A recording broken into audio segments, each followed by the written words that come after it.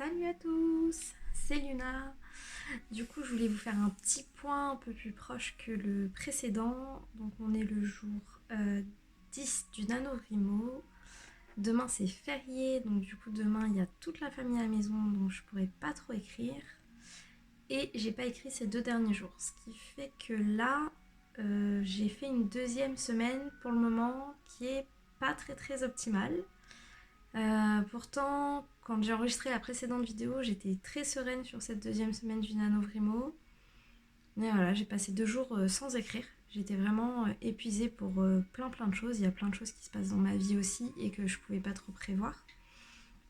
Donc du coup, ça m'a un peu bloquée sur l'écriture.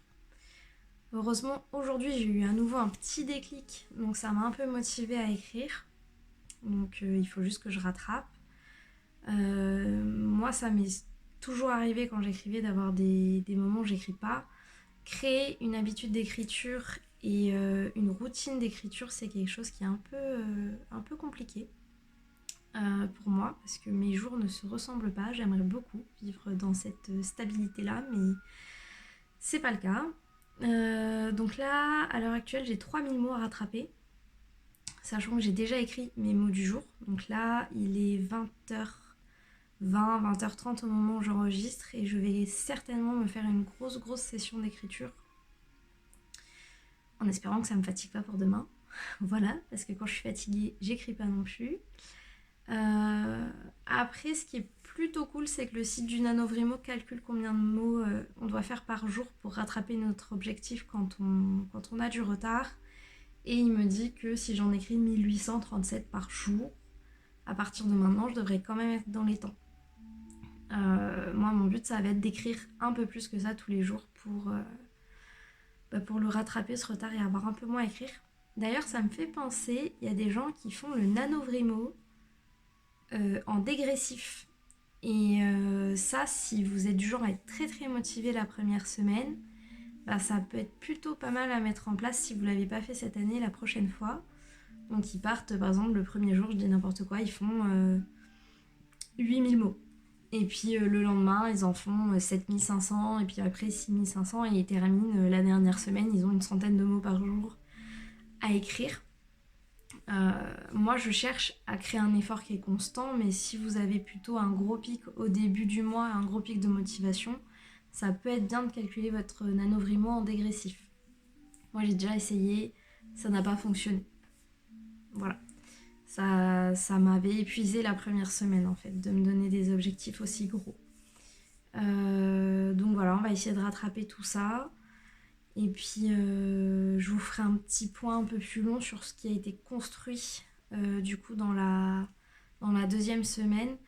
Au début, je devais faire mon acte 2. Alors, j'écris quand même un petit peu mon acte 2, mais au final, j'ai de gros doutes. Et c'est aussi pour ça que j'ai pas trop écrit hier et avant-hier. C'est que je réfléchissais beaucoup à ce que j'écris. C'est pas du tout ce qu'il faut faire dans le NaNoWriMo si vous voulez réussir, mais voilà, il y a des moments donnés. Il y a des moments, ça veut pas, c'est pas français ce que je dis. Il y a des moments où j'arrive plus à écrire parce qu'il y a des incohérences qui me frappent, où je suis pas à l'aise avec certains aspects de mon écrit et je suis notamment pas à l'aise pour écrire un des personnages qui est un de mes personnages principaux.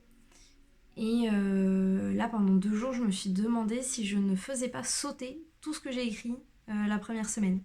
Alors, pas dans le NaNoWriMo, je le compte quand même dans mes mots, mais dans ce que j'écris, je me dis, ok, j'ai bien exploré cette piste. Est-ce que vraiment j'ai envie d'écrire du point de vue de ce personnage? Est-ce qu'il ne faut pas que je lui dise, non pas adieu, parce que dans tous les cas, elle est dans l'histoire et qu'elle sert à quelque chose, mais est-ce qu'il ne faut pas que je lui dise adieu en termes de point de vue et que j'axe mon écrit que autour du point de vue du deuxième personnage principal, dont au niveau des caractéristiques je suis beaucoup plus proche, je le comprends mieux ce personnage là. Et ça faisait une semaine que j'écrivais du point de vue de Louise et au final j'ai encore du mal à me mettre dans la peau de ce personnage pour écrire de son point de vue, pour écrire ses émotions. Donc voilà, ça rend pas forcément très bien.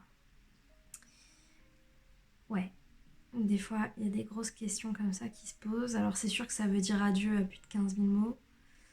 Je sais pas. Je sais pas, et en même temps, comment est-ce que je fais mon acte 1 si c'est pas par elle? Mais est-ce que ça vaut le coup de faire toute une introduction du point de vue d'un personnage qu'après on ne réutilise pas? Voilà, un peu compliqué. Un peu compliqué. Mais on va voir, et donc du coup là je change complètement de point de vue. Je prends le point de vue de mon deuxième personnage principal, donc Mathieu. Euh, Mathieu qui en plus n'a pas du tout les mêmes caractéristiques. Donc du coup on verra ce que ça donne. Je vous tiendrai au courant du coup à la fin de la semaine. Voilà, c'était une petite vidéo très très courte, mais bon, en même temps, quand on écrit un petit journal, on ne passe pas non plus très très longtemps dessus. Je ne vais pas vous faire un roman ce soir. Et je vous souhaite bon courage pour votre écriture si vous écrivez. Si vous aussi vous avez une panne d'écriture, n'hésitez pas à me le noter, qu'on partage notre petite errance désertique d'inspiration. Et voilà, je serais curieuse de savoir si vous participez au NaNoWriMo ou pas. Et voilà, bon courage. Et puis pour ceux qui veulent se lancer, n'hésitez pas, encore une fois, peu importe, vous pouvez rejoindre même le dernier jour. Chaque mot que vous écrivez, c'est un mot de plus. Un vaut mieux que zéro. Bye bye.